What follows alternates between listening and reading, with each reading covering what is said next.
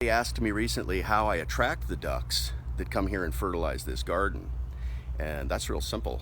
You just provide a little beverage, like in the form of water, and they get their own food out of here. This used to be a pool. These ducks are right now standing in an area that used to be a pool where they would come and swim when I first moved in here. And so they come back every year. I put a little fresh water out with a hose and it builds up in here. And they come in here in the morning for what you might call a morning cup of coffee. And they're really tame. They're wild ducks, but as you can see, they let me get really close. But what they do then is they come over and they look for some bugs, and sometimes they'll just take a nap in here. See, they're happy ducks. They're wagging their tails. And clean it. Oh, see, he's eating off of last year's lettuce. That was a bib lettuce that is now seeded out. And this is the seed. This is going to flower, as you can see. And then that's what he was just trying to eat. So he's trying to eat that, but he'll knock a bunch of little seeds down on the ground, and that'll pop up next year. So it naturally seeds itself. This is red lettuce that is now getting ready to seed out. These are papaya trees that popped up here wild from some papayas that grew last year over there. This garden has a variety of things. That's how you do it. You create a mix of things that help each other. Different types of plants that provide food for each other. There's beans in here, which provide nitrogen into the ground. There's several varieties of tomatoes that just seed themselves out. They have tomatoes that fall and they'll show up anywhere. There's marigold that I started a few years ago. There's aloe in there. There's several types of squash, which now are flowering. And look at these beautiful squash blooms. These are edible and delicious, but also the squash will be very yummy when they're ready. Those are little buds that are going to bloom out. And you got to have a variety. It's kind of like mixing up the neighborhood, you know. It takes a lot of different types of people to make a community, just like it makes a lot of different types of plants. Like the marigolds will actually help keep insects away. Everything helps each other.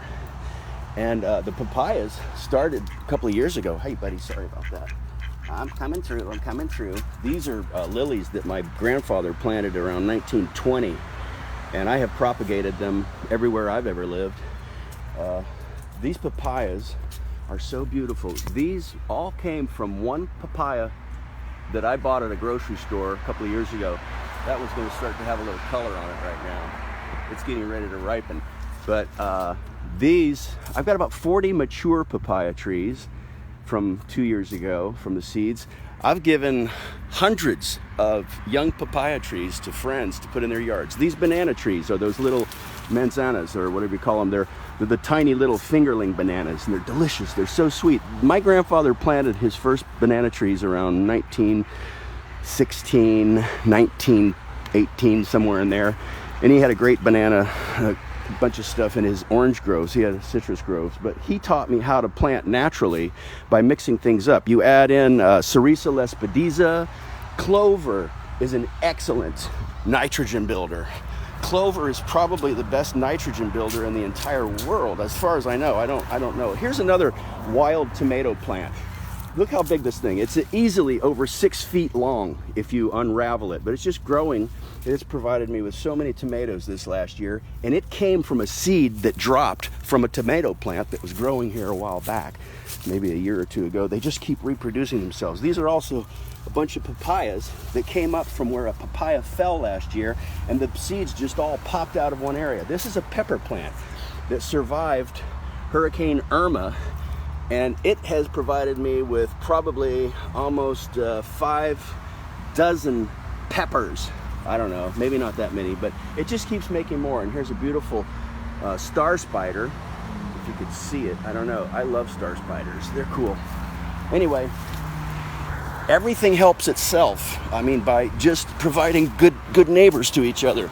Would you be my neighbor? Okay, I'm trying to look for a clover bloom, but anyway, it's too noisy here by the road. This is just all stuff that grows together. You don't have to have everything in one single line and then put all kinds of chemicals down to do this or do that. It will take care of itself if you provide the atmosphere for it. You know, put in a good restaurant or put in a good, drinking facility in your neighborhood, and you will attract a bunch. of people. It's the same in nature. You just give it a chance to equalize and balance itself. I've got probably 200 aloe plants that have propagated out of 5 or 6 aloe plants that I picked up off the side of the road that somebody had thrown away 6 or 7 years ago. You just be a good neighbor. Would you be my neighbor? I'm gonna go see Mr. Rogers when that film comes out. Have a blessed day, everybody. Have a blessed day.